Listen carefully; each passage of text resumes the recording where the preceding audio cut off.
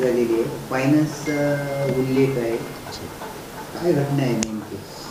हा एक unfortunate incident आहे ज्यामध्ये की एक सुसाईड रिपोर्टेड झालेला आहे। एक समीर सुधाकर येवतीकर असा नामचे अंबिकानगर नांदेड हा नाव आणि डिटेल्स आहे। जे प्राइमा फेसाई असा वाटतो की पैसेचा लेनदेन होता, 1 लाख रुपये त्यांनी उधार घेतला होता।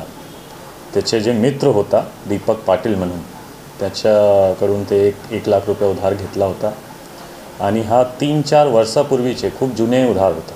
त्यांचे ब्याज वगैरे किंवा जे काही त्यांची व्यवहार होता ते चालू होता, पण ते रिसेंटली काही मेंटल हरासमेंट आणि जास्त डिमांड असा त्यांनी उल्लेख केलेला आहे। सुसाईड नोट एक सुद्धा सापडलेला आहे आणि जे त्यामध्ये पुढील चौकसी हा आता चालू होणार, जे फिर्याद घेण्याची प्रक्रिया चालू आहे आणि पोस्टमॉर्टमसाठी बॉडीसुद्धा गेलेली आहे।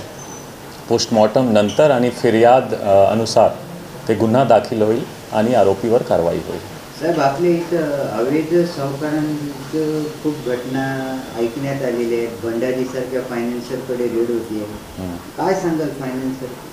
हा आता एक लार्जर इशू आहे, ते हा इन्सिडेंट से जास्त रिलेटेड नाही, पण हा तर एक लार्जर इशू आहे की जे अवैध फायनान्स किंवा असा सारखा हरासमेंट हा तो झाला नाही पाहिजे आणि त्यावर एक सर्वे करून ते एक स्ट्रॉंग मोहीम घेऊन कारवाई केली पाहिजे असं आणि आम्ही करणार त्या एक सर्वे करून। ते सध्या निष्पन्न झालेला नाही, हा खूपच एकदम प्रायमरी आहे, प्रायमरी स्टेजवर आहे। ते आता जास्त निष्पन्न सध्या तो झालेला नाही, पण ते असा वाटतो की इंडिव्हिज्युअली घेतलेला होता आणि ती फायनान्स जे कंपनी आहे त्याची काय इन्व्हॉल्वमेंट आहे, कोण कोण इन्व्हॉल्व आहे हा पुढील तपासामध्ये निष्पन्न होणार।